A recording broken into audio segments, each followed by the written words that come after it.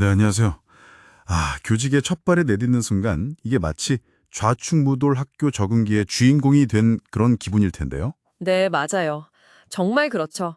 오늘은 특히 많은 에너지가 필요한 교과 지도, 그러니까 수업 스킬을 어떻게 좀 갈고 닦을 수 있을지 여기에 집중적으로 한번 파헤쳐 보겠습니다. 네, 보내주신 자료가 딱 신임 교사를 위한 실질적인 안내서 두 편이더라고요. 네, 이 자료들이 아주 도움이 될 겁니다.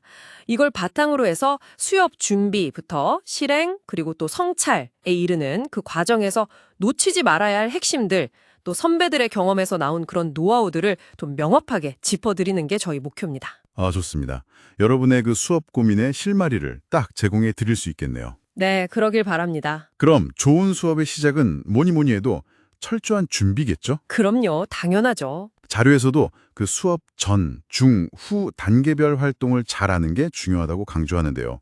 특히 교재 연구랑 학습 목표 설정, 이게 핵심이라고 합니다. 네, 맞아요. 여기서 좀 흥미로운 점이 있었는데 신임 교사분들이 흔히 자료는 많으면 좋은 거 아니야? 이렇게 생각해서 학생들 흥미 끄는 데만 좀 집중하다가 네네. 정작 그 학습 목표를 놓치는 경우가 있다는 지적이 있더라고요. 그러니까 모든 활동이 목표 달성에 기여해야 한다, 이거죠. 바로 그겁니다. 그냥 내용만 막 전달하는 게 아니라 학생들이 이걸 배우고 뭘 할 수 있게 될 건지 이걸 명확히 하는 게 정말 중요해요. 그렇죠. 또 요즘 학생들 눈높이에 맞춰서 내용을 좀 효과적으로 전달하는 방식도 중요하고요.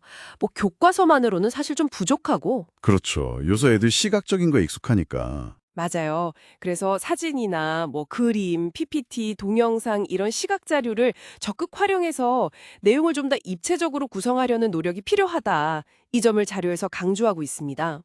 다양한 교수 기법들도 소개되어 있더라고요. 그 전통적인 강의식부터 시작해서 학생 참여를 이렇게 끌어내는 발견 학습, 뭐 토론 중심 수업, 문제 해결이나 프로젝트 기반 학습까지.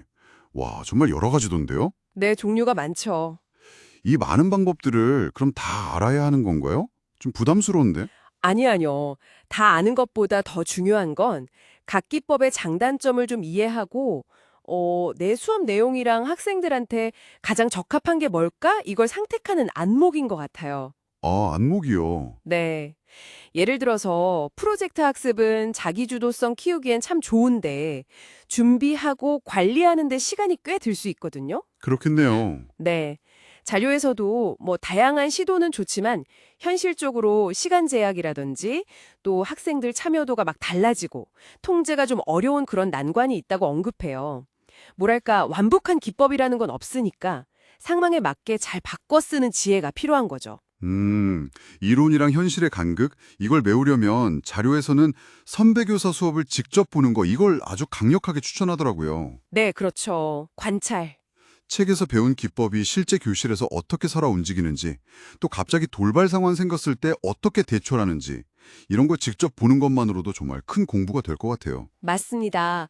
근데 관찰할 때도 그냥 막연히 전체를 다 봐야지 이게 아니라 포인트를 잡아서? 네, 수업 도입은 어떻게 하시지? 학생들 집중은 어떻게 유지할까? 이런 식으로 구체적인 포인트를 딱 정해서 집중하는 게 훨씬 효과적입니다. 그렇군요. 그리고 또 인상 깊었던 게 설령 그 선배 선생님 수업이 완벽하지 않더라도 저 방법은 왜 효과적이지 않았을까? 이걸 분석하는 것 자체가 아주 귀중한 배움이 된다는 거예요. 와, 그것도 되게 중요한 관점이네요. 그렇죠.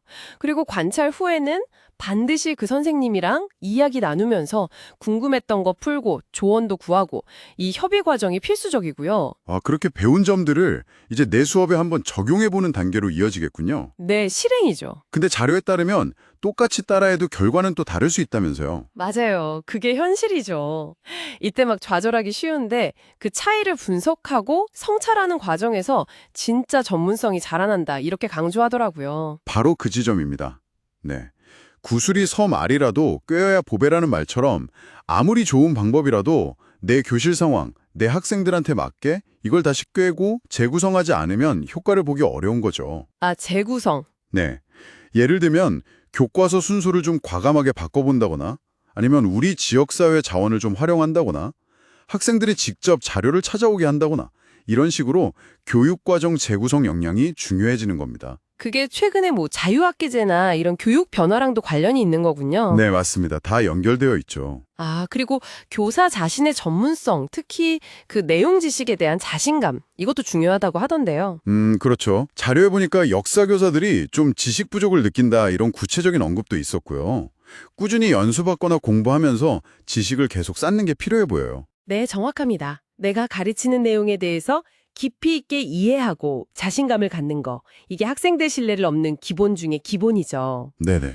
아주 사소한 오류라도 자꾸 반복되면 교사의 권위가 좀 흔들릴 수 있으니까요. 그렇겠네요. 그리고 더불어서 모든 교수법이 모든 교사한테 다 맞는 건 아니에요.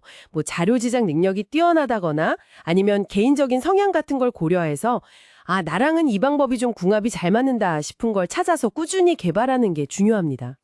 나만의 스타일을 찾는 거군요. 그렇죠.